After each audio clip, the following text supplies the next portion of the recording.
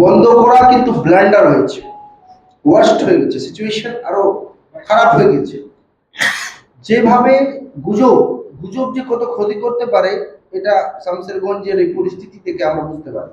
যেভাবে গুজব ছড়িয়েছে, কেউ বলছে মন্দির উড়িয়ে দিল, কেউ বলছে মসজিদ উড়িয়ে দিল।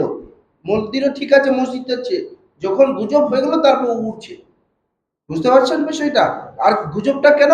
কেউ ইনফরমেশন পাচ্ছে না, কেউ খবর ঠিকভাবে পাচ্ছে না, আর ইন্টারনেট বন্ধ করে দেওয়ার জন্য হচ্ছে।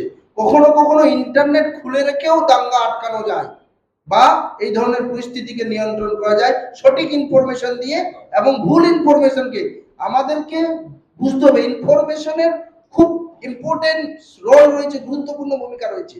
যদি আমরা ইনফরমেশনকে যদি ঠিকভাবে পরিচালনা করতে পারি তাহলে অনেক কিছুই আমরা পরিস্থিতি নিয়ন্ত্রণে রাখতে পারবো।